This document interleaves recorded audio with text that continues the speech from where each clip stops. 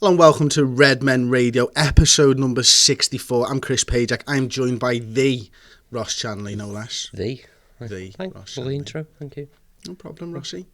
Okay, so we're here. It's the pre-season podcast. We're going to do news in brief, as always. We're going to talk a little bit about the World Cup, and then we're going to dive into Liverpool's pre-season hopes, dreams, expectations, all of that jazz, because that is what we do here at Redmen Radio and Redmen TV. Then we're going to answer a load of questions. But before all that, I found this app. It's called Deckheads. It's quite funny. I saw it on another YouTube video. I'm gonna rip it straight off. I saw it on a Ball Street video. It was great. We're gonna do it here. For those listening rather than watching the YouTube video, I think this could be even funnier for you guys because you've got no idea what we're trying to explain, which I think makes it even better. So you get to actually play along like you're here in the Redmen TV/radio studio with me and the Ross Chanley. Just don't start shouting random words on the train or you get taken off. And we're not going to do a rude one either. No. Yeah. Oh, well, you know what? I think we can have fun. There's a football one. It's available from Android and it's available from iOS as well. It's literally called Deckheads. So, yeah, let's just get straight into it, mate. We're going to go football. Do you want to go first or second? You go first. Okay. So does that mean you have to put it on the top of your head? Yeah. Excellent. Okay. We probably should have talked this through beforehand, but we haven't. We're here. We're loading up the app right now, and Football? Ross is about to go. We're going to go football. Okay. Yes, I can't wait for this one. Let's go. I'm going to look ridiculous. 3, 2, 1, go. It's not a yellow card. It's a Red card. Correct. Plays for Denmark. Best player also plays for Tottenham. Ericsson. Christian Eriksen. Yeah. Used to play for Brazil, one with a left foot, really, really ugly. Hulk. No, skinny, looks like he hasn't been fed. I don't know. Back in the day, it was the original Ronaldo and the other are, well, I don't know if I can say that. Rivaldo. Correct. England got knocked out in the semi-final stage, Gaza cried. What World Cup tournament was that? Oh, Euro 96. No, it wasn't. It was, you've passed. Played for Bolton, one of the best signings ever made. Yuri Djorkaeff, JJ Kocher. Correct. Yeah. FIFA's head honcho. The new one, Infantino. No, the old Sepp one. Blatter. Yes. Oh, He's taken Firmino's place in the side, but shouldn't have. Gabriel Jesus. Yeah. And England, Man United. Time's up. Bill Jones. Marcus Rashford. I got 6. 6. Okay, 6. Ross. See me writing that down. Yeah. Okay, you ready to go? Yep. So you went Euro 96, really. Gaza cried. England got knocked out of the semi-finals, Euro 96. Really? When was it? It was Italia 90. Oh, I'm sorry, I was 1. I wasn't even 1. How do you not know that, though? Because it was before my time. You're the worst 1-year-old ever. Right, okay, we're going to get into it. I'm going to click the football. I wasn't even 1. Well, you know what? That's your fault. I'm blaming you. It's my dad's fault. England played them in the group stages. Tunisia. Nope. Belgium. Nope. Oh, the other one. Rounds with Anamar. Panama. Correct. World class United forward. Romelu Lukaku. No. Rounds with Burst. Jeff Hurst. Another United forward in England set up now. Marcus Rashford. No, he has got Danny Welbeck. stupid. Jesse Lingard. There you go. Chelsea centre half in England set up now. Gary Cahill. Yep. United left back. You shouldn't be left back. You Marcus Rocco. No. Oh, sugar. I'm sorry, I cheated. Actually, okay. Got knocked out by France in the World Cup. Sugaroo. Maradona. Oh, does lots of cocaine. Argentina. There you go. German defender. You interviewed him. Lothar Matthäus. Yeah, time's up. Missed it. Right, we'll have to take 1 off that because I cheated. So it was 5 I got. Hey. Well, there you go. Ross wins. Ross wins by 6-5. You, I hope, enjoyed that and would be screaming Panama just on the train. Chris, it's Panama. You absolute idiot. So there we go. We're going to get into the news in brief. I enjoyed that, actually. We shall play we should keep a record some of that. other versions. shall we say, because there are some other versions, available, and we shall play them later on. The family one's a cracking one, isn't it? The family one's great, the adult one's good as well. We'll get into that later. But the news in brief, first and foremost, broke yesterday, first day of pre-season training. Mohamed Salah Ross signed a new contract. How good is that? Absolutely amazing. What a wonderful day to wake up on Monday to that news. We discussed it on the Transfer Latest, the Liverpool Latest podcast yesterday. It's just the intent and the fact that Liverpool are willing to reward players for the hard work, I think, signals the way that we do business now and the way that what we expect from players and what they can expect back from it. And there's obviously loads of rumours of him going to Real Madrid and earning big bucks, but you can't do that anymore. And from his point of view as well, I think the big thing was there was no release clause. And I said yesterday he could have easily asked for one of them. And he didn't want, obviously didn't want to, otherwise he would never sign the contract. So I think that's the big bonus. Yeah, I think that's absolutely key to the entire deal, isn't it? I think, when you think about what Mo Salah did for us last season, he's now a top earner at the football club alongside Roberto Firmino, Virgil van Dijk. You look at him on a 5-year contract, you look at Naby Keita on a 5-year contract, Firmino on a 5-year contract, Mane probably might sign, I'd hope, this summer. We've really sort of pinned down the core of this squad to long-term deals already, haven't we? The ones that you think, Mo Salah's 26, Firmino's like 26 as well, is Virgil van Dijk 25 or 26, Mane's about the same age, and Andrew Robertson's only a year into his fresh contract. Trent Alexander-Arnold signed a new contract last season, I think. All the pieces seem to be just signing up, and it's brilliant because, Ross, they believe in what Jurgen Klopp's doing at Liverpool, don't they? And Mo Salah signing is the biggest indicator yet that a world-class player wants and can achieve what he wants at Liverpool Football Club. Yeah, I put a tweet out yesterday, obviously because that's when it happened, but the fact that Jurgen Klopp can not only attract players, but he can make them stay as well. And loads of people compared to the Coutinho thing, I think that was a completely different case, but the fact that he can attract players and say this is what we're building, this is what our future is, and he's got the pull and the power to do that. I just think it's incredible. I think times have gone by where we've lost Suarez, we've lost Torres, and key players throughout the years, our best players, and at them times we relied on them like it was kind of like a one-man team. But we're not now. We got 2-3 people, which is encouraging for Salah to say, well, Firmino signed a new contract, he's staying, so he'll go, actually, I'll stay. We're showing in the transfer market that we're willing to do business, so we've gone and got Keita, gone and got Fabinho, and go, listen, we're building this for you and for all of us. What's not to like? Exactly, and I think the other thing that it sort of comes off that is that there's a real feel-good mood around Liverpool at the moment. The World Cup hasn't even ended, but you can sense something big is happening here.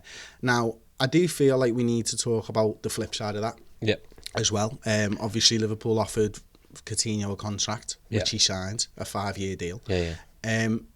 We do have to, maybe as fans, think about and wonder, because we still haven't proved that we're not going to sell when someone comes in for a bid. How do you feel on that? To be honest, I think I was at the same stage with Coutinho when it happened, and thinking, he's not that kind of person, he won't do that.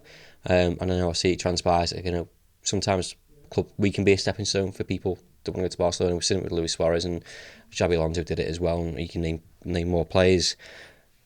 I got into that mindset of Salah's not like that because he's such a nice guy, but anything could happen. And I think ultimately what we've seen from Jurgen Klopp is if people don't want to be at the club, he's prepared to sell them, and I'm kind of alright with that. I know, going back to what I said before, we're not a one-man team. Well, it's not our best player we're selling. We've still got Mane, Firmino and Keita and all them, Van Dijk. We're not going to fall apart if we sell one person. It'd be a massive blow if Salah was to leave.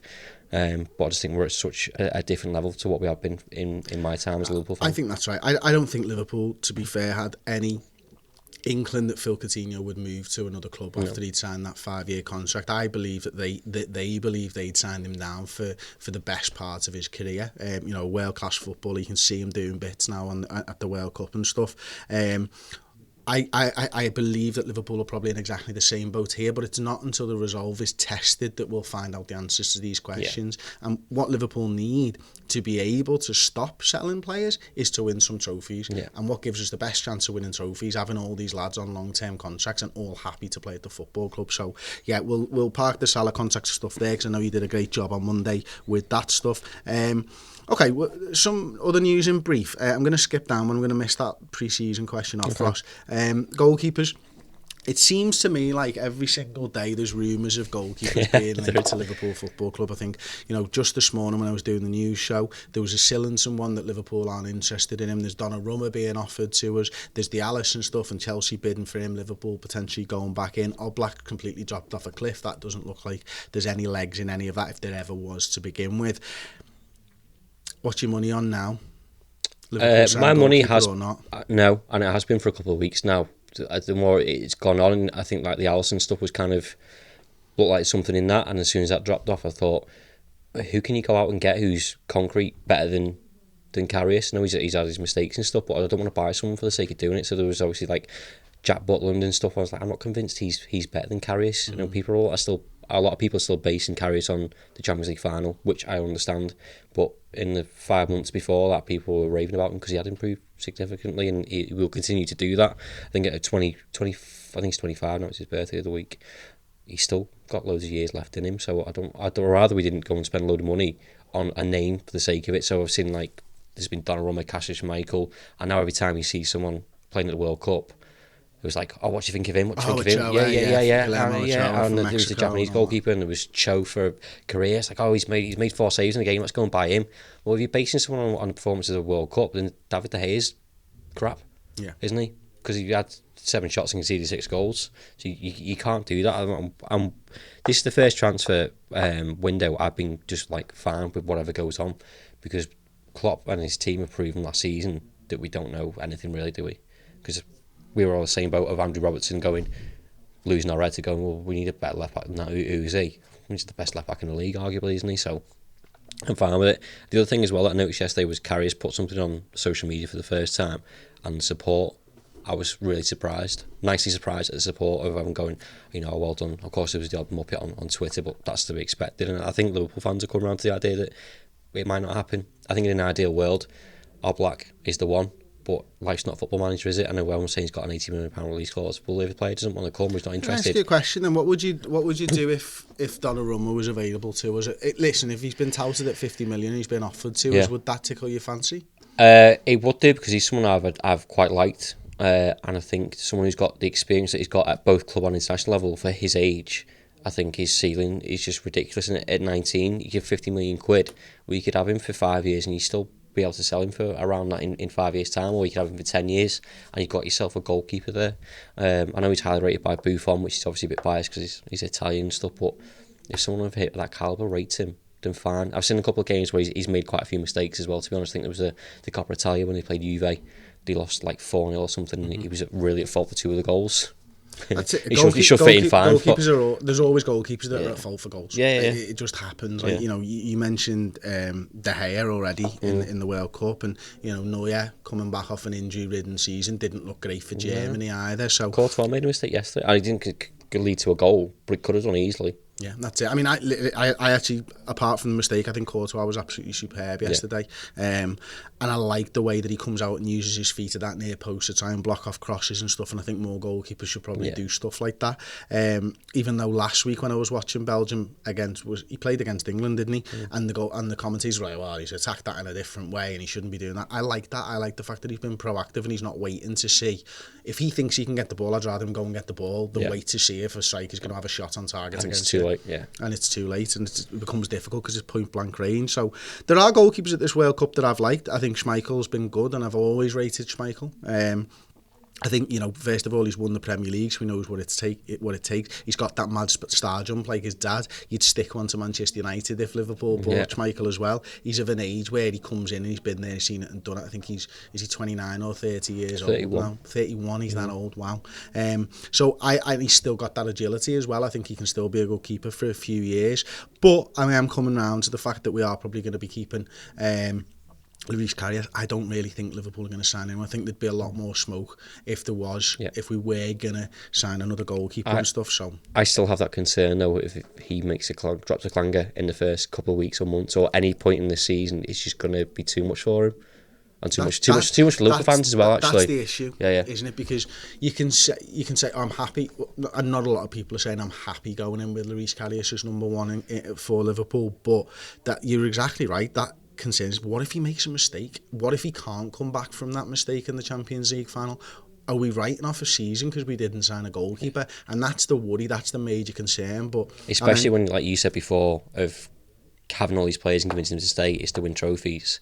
If he gets to the end of the season and he's made 2-3 mistakes or even like one mistake, and it's the difference between winning a cup or winning the league again, then people are going to be annoyed. Yeah, and players who play at Liverpool are going to be annoyed. Yeah, because, you know, they want to win trophies more than, well, probably just as much as we do, which is absolutely mad, isn't it? But yes, okay, well, we'll move on then. We're going to talk a little bit about the World Cup. Real footy is about to return this weekend, but it has been such an exciting World Cup, hasn't it, Ross? It's been brilliant. Like. Yeah, I wasn't into it. Well, I was one of the first couple of games, but then when it gets to like the third round of the group stages, some of them are kind of just like nothing games. I think there was a Japan game where they were playing sideways passes for half an hour because a draw would have done them, and I kind of get that, but it's not entertaining. But some of the last minute goals, even the VAR decisions, the referees, I thought the referees have been brilliant. The referees don't take any stick in this World Cup. If that's like pushing people away or just being forceful, and I quite like that because obviously they get a lot of stick. But then I was just like some of the goals, like we were talking about the France goal. Pavard, Pavard. It's like just when you see the reverse angle, it's just like it's just football porn, isn't it? Basically. But the knockout stages have just gone to another level for me. I think I've watched the majority of them, and it's just like I'd make the World Cup knockout from the get go. If I had my way, because everyone's got something to fight for. It's such a much more exciting idea, isn't it? And it's kind of like the European Cup in that regard as well. Yeah. You know, the Champions League stages they're sound. You know, you can get some big games towards the end of them, but there's too few games in the World Cup. 3 games isn't really enough to make it warrant, for me anyway, a group stage. But when you get to it, you watch that Belgian game on Monday night, and the fact that Japan go 2 goals up, and then the commentators are giving stick to Bobby Martinez, aren't they, about is he going to make a decision? What's he going to do? Oh, he's talking to his team. Oh, he should know instantly what he's got to do. Man, he made the right decision. And do you know why? Because he spoke and he took a little bit of time. You know, he brings on Nasser Chadli, I think had two games, I think they mentioned, all season long. He brings on Fellaini as well. Oh my God, I tell you what, Fellaini's some centre forward, by the way. If you're a long ball side, you would have him as your centre forward, wouldn't you? He causes havoc. He's like Andy Carroll. He's better than Stephen Colker, isn't he? Isn't he? Yeah. I we were talking about it before in the office. As much as people dislike him and stuff, he's effective. Yeah. And you can't argue with that. You know, he's essentially one of them to turn the game around for them. That last goal, mate. I said to you this morning, it was like watching Liverpool. I got genuinely excited because when they showed the replay, in my head I was just picturing our front 3 up there and Bobby doing the dummy and then Salah finishes off on Mane, and I was like, this is brilliant. It was that run for me from outside in from Lukaku. He starts outside and he runs inside, drags the defender, which frees up the guy on the right, doesn't it? So I think, was it Kevin De Bruyne takes the ball off Courtois, runs about 40 yards, passes the ball to the right because of Lukaku's run. Then he does the dummy, and then Chadley's back sticks to finish it off. I mean, there's been so many great goals and so many great stories around this World Cup. I always feel like the World Cup needs those stories, and it's been nothing but exceptional for me all the way through. We had a question on the news show this morning, actually, from Tlackers, who said to me at the time, any players at the World Cup that you would like us to look at? So I am going to pose that question to you first, Ross, and then I'll go second, mate. No one's really stood out for me, if I'm being totally honest. There's a lot of the group games that I've not seen, just because of life. But I no. If I'm being honest. Okay. No. I'm going to give you a few of mine. I think, you know, these are ranging from Liverpool could sign them to there's absolutely no chance Liverpool would ever sign these, but for me, one of the top players in the tournament has been Luka Modric for Croatia. I think everybody knows he's an outstanding footballer anyway, but he's taken on that role within that side and he's been absolutely superb for them. Godin for Uruguay, having the 2 Atletico centre-halves play together. I still don't think, I think I'm right in saying they haven't conceded a goal yet, or have they I can't remember if they did in the round of 16, but I think they might have done. They might have done in the round of 16, but in the group stages I don't think they conceded a goal. They were just superb. Alexander Golovin for Russia, I thought has been really good, you know, really a creative player. The whole Russian team have been surprisingly fast and athletic, haven't they? It's been hello Ross. Hello Ross. On the eve of the Tour de France, you're going to go there. I'll tell you what. Musa for Nigeria, I think. Does he play for Leicester? Do you know what? He really impressed me when we played Leicester in the pre-season tournament in Asia last season. He was superb and he just fell off a cliff. Yeah, he's got electric pace. He's been really good as well. Ochoa for Mexico, you know, a guy who, goodness, I was signing him on Football Manager 10 years ago when he was a young pup. I think he's about 32 years old or something now. I mentioned Schmeichel from Denmark. Quintero for Colombia. We'll get a closer look at him in the England game later on. I think everybody's going into that. When you watch that Colombia side, you're wondering about James Rodriguez and is he going to be, and Falcao and all that, and it's Quintero that's been making them tick. I'd really like him. And then finally, again, I mentioned it in the office earlier on, Alderweireld at 29. I think absolutely superb. Everybody knows he's superb, but I'll tell you what, he was brilliant for Belgium last night. Some last-ditch tackles, absolutely superb. Enough of the World Cup. Let's talk Liverpool Football Club. Pre-season is underway. The videos came out yesterday, mate. You were there, glued to them. What was your favourite? Just all of them, just the players turning up at Melwood again, and obviously Naby Keita and Fabinho turned up and stuff, but the fact that they're training, and it just seems far away, the season, because obviously the World Cup's still going on. It's like, it's not, it's just round the corner. It's like, we've got a friendly on Saturday. And I was like, talking to Tom this morning, I was like, I'm more excited about the Chester game, knowing that half the team's not there, than I am about the England game tonight. And rightfully so. You might get to look at Fabinho and Keita for the first time in the flesh and stuff like that. I tell you, we went down, didn't we, to do the news show yesterday morning at Melwood. Did we tell you that we didn't see a single Liverpool player enter the building? Nope. No. Well, we didn't.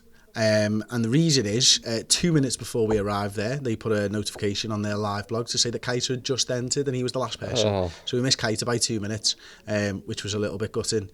So we basically just went and drove half an hour to Melwood from our studios to stand outside a gate to do the news. Go early tomorrow. We maybe should. Yeah. He'll probably put them on a late tomorrow. I think he knows where he'll be there for 3 hours. I think he's in our WhatsApp group. His clock just on mute. It does, yeah. Yeah. So we'll get a tan anyway. But that James Milner video, mate. Yeah. Oh my days! What a pro. Yeah, honestly, it's just it doesn't surprise me anymore. We spoke about him loads over the past 6 months of, especially in the Champions League, how integral he was, and you just don't look at him and think he's 32 or 32, 33 now. I don't know. I think he's still 31, 32. But even so, he's just a leader, isn't he? And you think he might be a bit part player, and he's not going to be. And not only that, he sets an example for other players, especially the ones that are just coming in. So Fabinho and Keita look at that and go, that's the standard that I need to be at this football club. This is what's going on.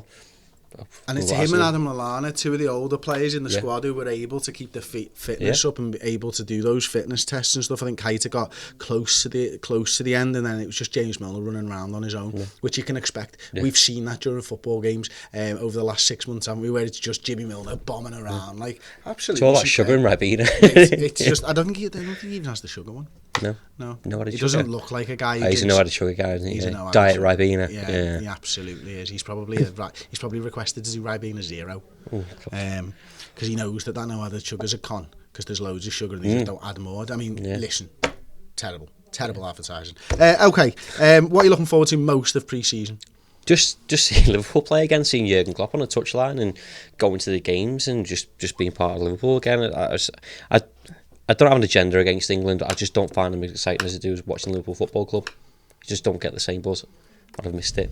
That's all. And particularly because, obviously the last game that we played was the Champions League. I kind of want to put that all behind us now and just move on, go new season now, new beginnings. And it's a bit of a cliche. I'm really excited about the season. I'm excited about the fixtures that we got in the run up initially. To go, actually, we got enough to go and smash this first 5, 6, 7 fixtures out the park. Put some pressure on Man City hopefully. Hope they have a little stumble. I mean, there's a few things that I'm really looking forward to. One is seeing how the midfield sets up. That's the thing that I am really looking forward to most. Are we going to play that 4-3-3 that we played last season, or are we going to play with sort of a deeper holding 2 and a 1 more advanced? I mean, the questions are, is it going to be Fabinho, is it going to be Keita holding, and then having someone with Keita's job to sort of get over to him? I just don't know what we're going to do. I think it depends on who we play and on how we set up. So, for example, if we've got a low block side, it's 1 deep, 2 forward. So you've got Naby Keita. You can break the lines. You can go past 3-4 players and do it. When you're playing like Man City, just have 2 sitting deep and just use your intelligence and just go, when there's a run on, one of you go and make it. I think we've got the capabilities of playing Keita, Henderson, Wijnaldum. We've got multiple people to play multiple roles within that team. We're going to be playing 2 games a week. Depending on who we play, I think we'll dictate how we set up. What's the pecking order for the midfield today? Without, obviously, Liverpool haven't kicked the ball in pre-season. They've only been in training a day. We've got Wijnaldum. We've got Alex Oxlade-Chamberlain. Let's pretend Yeah, he's he's fit. fit. Keita, Fabinho, Jordan Henderson, Milner, Yeah. Grujic, sorry, not Yeah. Markovic. Where are you thinking? I think you get caught because we've just signed 2 players. Obviously, Naby Keita's been a long time coming, so you pin him down to either one of the 2 sixes or the advanced role. Fabinho's exactly the same, but then I don't think we can look past Jordan Henderson either. He's one of our best players. I think I'll get slated for that, but like the role he plays, and people are seeing it with England now. He doesn't just dictate what he does with players and what they need to do. He's a leader as well. He's a leader, but like people are slating for like passing sideways. Well, if a ball isn't on, he's not going to play it. His job is to recycle possession and give it to someone else who will create something. That's his role. He's not Steven Gerrard, which he always gets tainted with. But like I said, if you got the option to look at the bench and go, who do I bring on? Past 2-3 seasons, it's like there's either no options or there's only one option. I want to be in a position where in my head I'm going, what do you bring on here? It's like, can I bring Wijnaldum on or can I bring Milner on? You're spoilt for choice. That's what I'm looking forward to next season. And having that problem. In my mind, it's obviously Fabinho's the 6, because I think that's what he's been touted at, and then you got Keita and then a +1. And I think it all depends on what happens with Akir and another 10, and again on who we play. But then equally, Jordan Henderson can play an advanced role as well. Just spoiled for choice. I think I'd be shocked if Jordan Henderson wasn't that number 6, Yeah. I think I really would be, because the way that we play in the 4-3-3, there's just nobody that can play the ball better than him in that, and is used to it. And it's not just the way that he plays those passes, it's the way he rotates from sideline to sideline with play. He's always there. Paul Scholes used to do this magnificently, and listen, I don't think Jordan Henderson's as good as Paul Scholes, but he'd play a pass to someone and then he'd find space for the pass back if needed. Yeah. Now, there's not many players in Liverpool who do that as well for me as Jordan Henderson does, because it's all well and good playing a pass to someone, but if they don't have the options, he always makes sure he's available. If you need me, I'm back, and then I'll go again. And that's why people say, he just plays the ball sideways. He plays the pass, and then he's available again if they don't have another pass. I don't think you'd have that with other players. So I'd be shocked if Henderson wasn't the number 6. It wouldn't surprise me if we did go to a 4-2-3-1. Yeah. But again, it depends on who's going to be starting. Alex Oxlade-Chamberlain's not going to be fit for the start of the season. So is it someone like an Adam Lallana, or is it a James Milner in an advanced role? I doubt it. I don't think Lallana's probably got the pace for that. So I'm leaning towards 4-3-3 again, and I think Fabinho and Henderson might have a little bit more fluidity between them. Yeah. Same with Keita. I think what we saw from the front 3 last season was them moving around. I'd love to get to a position, I wonder whether Klopp would, where that midfield 3 can all do it during games, so it makes it very difficult to track those runs from each of the midfielders. It's going to be fascinating to see, absolutely fascinating to see. Do you think there's going to be a formation change? We've got a question, I think, later on, actually. About having full wing backs. Now. Yeah, here we go. Mike Bennett. At ONETW11, what's your opinion on us trialling 3-5-2 with Robertson and Arnold on either side as wing backs, Mane and Salah up front with Firmino as the supporting forward from midfield? Is this a possibility to change predictably from the opposition? Imagine the damage. Again, I think it depends on who we play, but I think at times we played that last season. We've seen people that push up forward, particularly Robertson and Trent. They're keen to get forward, but then we've got the players that will drop deep to cover them. So we play fluid formation sometimes, and it works out. I would be happy to see that trial, but I think there's a time and a place for it. I think obviously when you play like Man City and attacking teams that are left in the Premier League, then you don't go and do it. But if there's someone there for the take, or you need to get a goal, I think it's like a kind of a gung ho approach, isn't it? Really, I disagree. I don't think Liverpool would play a 3-5-2. I think Liverpool would play a 3-4-3 if they move to 3 at the back. Okay. Because I feel like I just don't see with us not signing any strikers. Yeah. And the fact that Origi is probably not going to be first teamer, Solanke's not going to be a first teamer, Ings looks to be on his way out.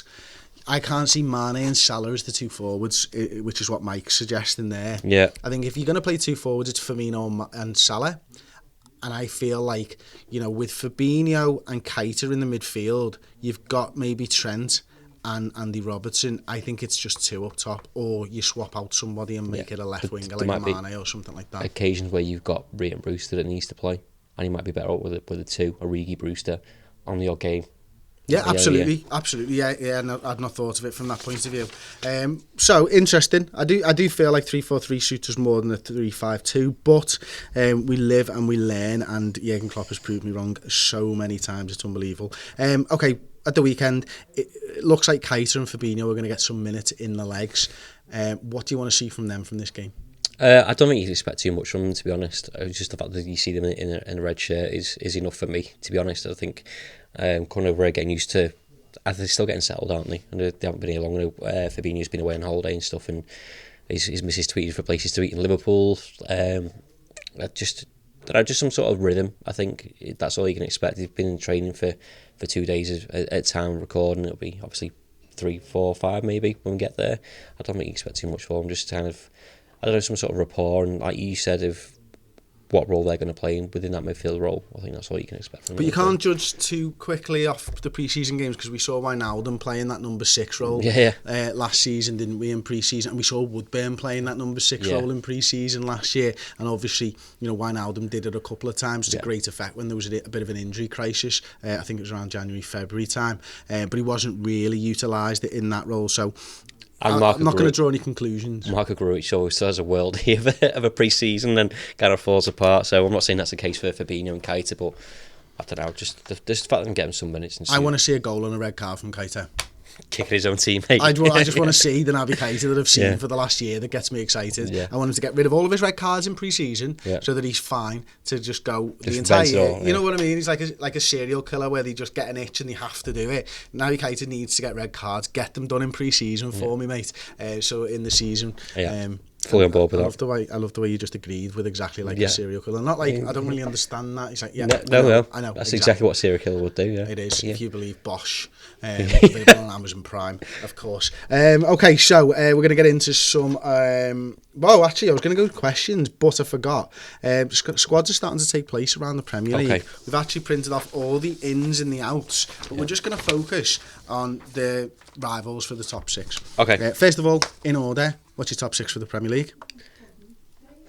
I have to put you on the spot. Do you want me to go first, what do you think? No, City. Yeah. Us. Yeah. Spurs. You don't need to write them down, just say them into the mic. I know, I'm just taking over it. Spurs. United. Yeah. Chelsea. Yeah. Arsenal. Yeah, that was the exact top 6 that I picked as well. Okay, fair. In that order.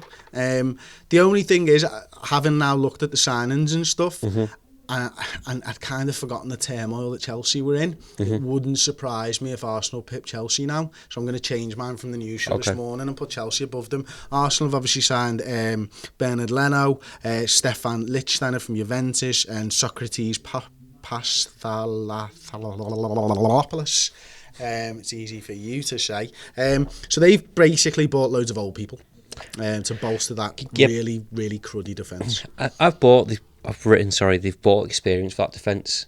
That's kind of partly what they needed. I think they obviously need to bolster that with some quality. But they had Per Mertesacker for experience. Koscielny was experienced.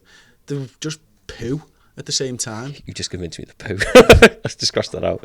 Yeah, I don't know what's going on with Arsenal. I think I'm really surprised that they didn't obviously sort the manager out quicker, and they haven't done as much business. I know they'll probably have stuff in the workings, but I think the danger there, and they're not an attractive prospect for some people anymore. Why would you go there when there's other places available? I was quite surprised when Aubameyang went there. I think going forward, Arsenal have loads of quality, but they're always going to be held back by the defence. And listen, you know, Lichtsteiner, I think he's 34 years old. He's been around the block. He played for Juventus over 200 times, I think it is. Socrates won the Bundesliga, I think, with Klopp at Dortmund, didn't he? Twice, so he's been at some big clubs as well. A really experienced 30-year-old centre half. So they're not crap players, but I just wonder whether that's enough to get Arsenal's defence playing at the level that they want it to be playing at. I personally don't think so. They've had Cazorla go out, Mertesacker go out. That attack, as you say, is absolutely superb. They're going to do all right. I think Emery's a really, really good coach, and I think he's proved that over the last few years. Jack Wilshere's gone from there as well. I'm not sure how much of a loss he is, because he's always injured, isn't he? But smoking, whatever. Here's the one that's in real turmoil, Chelsea, mate. No new manager, no new signings. No. I mean, but they've not even got rid of Conte yet, have they? No. I mean, I'm fine with it. Sarri's supposed to be coming in from Napoli, isn't he? But the fact is, Klopp started his pre-season training. We've got Keita and Fabinho through the door for that already. We've got a leg up on them already before we even go into the season, so I don't see them as a concern. Everton, no new signings, amazing, nice one, Marco. Okay, City, no new signings as of yet. I think they're still pretty dangerous, City. They're all right then. Yeah. I think they're probably going to be fine, and it might be a smart move by them to not add to that squad and cause a little bit of unrest with a side that probably deserved to go and win it again off just the performances that they put in last season. Manchester United are interesting. They've signed Diego Dalot, a 19-year-old fullback, and Fred, who I think is... they basically signed Fred because they couldn't get Fabinho, so that puts us one up on them. And finally, no new signings for Spurs either. No. It's a bit surprising, isn't it? I'm more surprised because you'd think they would have known that the transfer window is closing early. The fact that the World Cup's on. We've shown with the Fabinho stuff that kind of came out of nowhere, even for Keir, to an extent of... We've been doing business since January, or even before that. I think when you had James Pearson last week, he said the Alisson stuff, we were talking to his agent in January, knowing full well what was going to happen. You leave yourself short or something doesn't work out. You can have your prime target. If something doesn't work, you need a backup plan. Well, if you leave it this late in the window to even change your manager, you're stuck. And as a player, an attractive prospect, well, it's just rushed. Isn't for the likes of Chelsea, it's rushed. You can't say, we'll change the manager now, and they've got just over a month before to scout players, to agree fees, to get them through the door, to train them to the way that the new manager wants to play. If they do get a new manager, it's mental. Yeah, if Chelsea haven't made a decision on the manager still, well, how's the manager that might be coming in knowing what he's supposed to be doing? Or I don't know. Chelsea just buy who they want. I think. But here's the thing for me: the Chelsea one's so mad because Mourinho wins the league, and then a few games into the season, they've sacked him. Yeah. Whereas everybody knew Conte wasn't going to be at Chelsea this season, so why haven't they just done that business early? Unless there's something going on. Abramovich can't get into the country, can he? Well, yeah, maybe that's it. Go and sack him via Skype. That'd be funny. Yeah. Okay, Neil David Long. As it's holiday season, it's hot, hot, hot. Which side are you boys on? What side are you boys on? Buddy smugglers or just planned swimming trunks? Okay. Budgie smugglers, I think that's what to say. Budgie smugglers. Yeah. Okay, so he's asking us whether we wear trunks or shorts. Hang on, here's what I think. Chris is therefore a smuggler. Paul trunks, Tom trunks black, of course, and Ross smuggles. Am I close? Can I just answer this one for everybody in Liverpool? Shorts. Yeah. Sounds. Although I've written Tom Mankini on my notes. That's disgusting. That's a mistake or a wish list. Jonathan Shit, with the arrivals of Keita and Fabinho, does this mean the door's open for Gini to leave? Does he get ahead of Henderson, Fabinho, Keita, Ox? Absolutely not. No. He's not leaving. No, so, he's not. No. Squad depth, my friend. That's what we need. Callum Sanderson, best transfer Liverpool didn't go through with. Most regret for a player we didn't sign when we should have. Oh, okay. I looked at these questions. So I've written two down that came to my head. So Dele Alli is the first one. And then Willian is the one because I really like him. I know we had him in the door, and then he went to Spurs, did a medical, and then went to Chelsea. So, what about the ones that we nearly signed and we didn't? What was like the that was the Dele Alli one, and then Anelka was the other one. No, the best transfer Liverpool didn't go through with. Doesn't that mean like? I thought that's what that meant. Ah, right, okay. Because we were supposed to get them, weren't we? Okay, that's easy then. I thought he was asking whether there was someone we dodged a bullet on, but that's fine. That's so much easier. So Ronaldo back in the day. His best transfer. Yeah, I've written Ronaldo down as well. Cristiano Ronaldo, Dele Alli, Gareth Bale. We were rumoured to want to sign as well when he was at Southampton before he went to Tottenham. The list is absolutely endless with those players, and they're all world class players. Jamie Payton, realistic expectations for the 18-19 season. I personally think we should aim for a title challenge, win one of the domestic cups and quarters or semis in the Champions League. Yeah, something along those lines. I think you fall into the trap of going, this is our year, because you get up with the hype and exciting. No Liverpool fan really actually says that. I would like us to see push City a lot closer than we did last season. I already said I think we'll come second, just because City are on another level. I don't think that's a discredit to Liverpool or the way that we do things or our players. I just think City, the money, Pep Guardiola, you can't take away. He's got loads of money, but he's probably one of the best managers. Well, he's one of the best managers in the league. Domestic Cup's the one for me. I think we mentioned it before, getting a trophy in the door. And we saw last season that we just fell apart in the first round of the League Cup, or maybe the second of the FA Cup, because we beat Everton and lost to West Brom. One of them has to be a primary target for me. I think last season was all about retaining Champions League football. And I don't think anyone predicted that the Champions League would happen like it did last season. I think it was just a one-off and kind of thought, we're in the hat, let's just go for it and sack everything else off. Yeah. I think last season I would have said get out the groups of Champions League, and I think I'm in that mindset of doing it again. I must admit, the title challenge for me is important. I think exactly what you've said there. I want Liverpool to be closer to Manchester City. You know, the gap was it 25 points or something like that. It was ridiculous. If you can cut that down, but also they had it so easy last season, Man City. I think if you can stay with them for 2 or 3 months, if they are the team to lead the Premier League, which I'd guess they will be, if you can stay with them, put them under pressure. Yeah. You know, we put them under pressure in the 2 games in the Champions League, and they didn't deal with it very well. Yeah. So what happens if they are pressured going into each and every game? They had it easy last season. They had teams scared of them. They had teams scared to go in on them, scared of coming out so they get past behind. It was all too easy, and they had no one putting any pressure on them. So I wonder if you can change that. If you can just put a little bit of pressure on them. Do they have a couple of bad performances? Wigan was the other one that did that. Exactly what we did. Remember watching that game, going, actually they're going for it and not scared of it. And you're right, the people turn up to before the ball's even kicked and going, we've lost this game. Well, not if you can give it a go. What have you got to lose? I think they could be found out in some games if people are determined to give it a go and kind of knock them off the perch. And then I agree completely. I want a cup of some description. Yeah. I'd prefer the Champions League, but if you're going to give me the FA Cup, that sounds. Yeah. At Godzilla on Twitter, will Mo Salah do it again? Yes or no?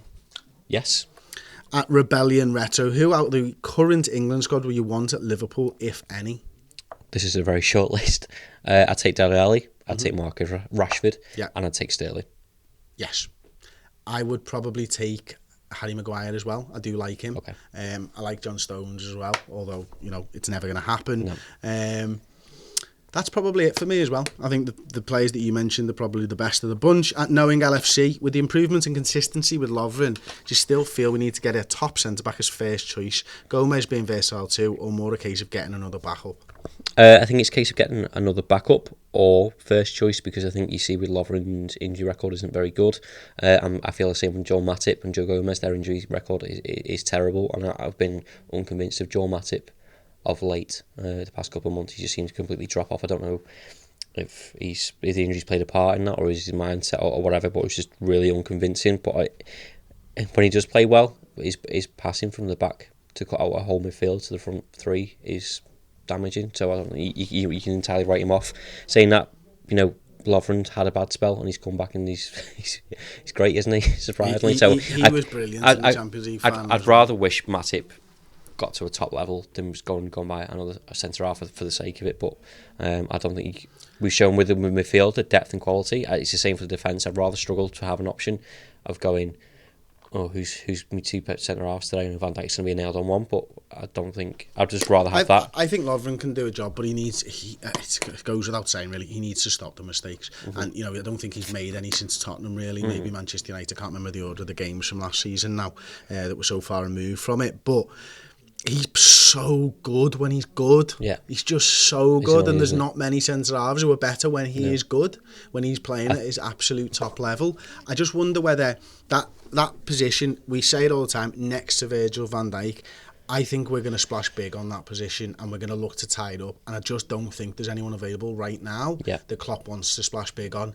and I think he'll probably save that money for down the line. Yeah, I think if there's one available, I know Diego Godin's supposed to be available for like £20 million. That's fine, but I think he's the same sort of centre half as Van Dijk. Koulibaly's the other one, but again, I think he's similar to what Virgil van Dijk is. I always look back as like the hippier Oncho, and that's what, you know, Van Dijk's the hippier, and you need an Oncho just to kind of clean stuff up and go forward for the balls without taking the risk of not having nothing behind him, because that's what Virgil van Dijk does essentially, doesn't he? So, if there's someone out there, fine, but you know, defenders and goalkeepers are a nightmare to come across, and top class ones at that.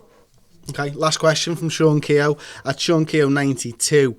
Long time viewer, first time question. Looking like Sturridge, Ings and Origi probably will all be shown the door in the summer. Will bringing in one striker be enough, not being linked with any at all? I'll take this one. I think Sturridge and Ings are going to go. The good, you know, if you're a betting man, the good money would be Origi goes out as well. I think with Roberto Firmino, I think with Dom Solanke, Brewster being signed up to a new contract, Woodburn still at the football club.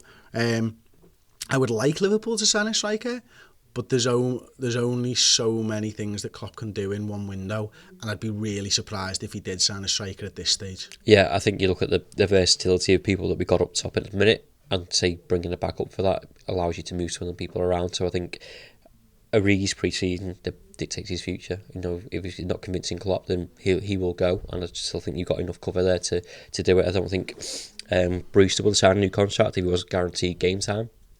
So I think that's where he comes in. I think his pace as well. I think you can use him across the front three and he'll still get game time. So we know Danny Ings is going, we know Storage is going.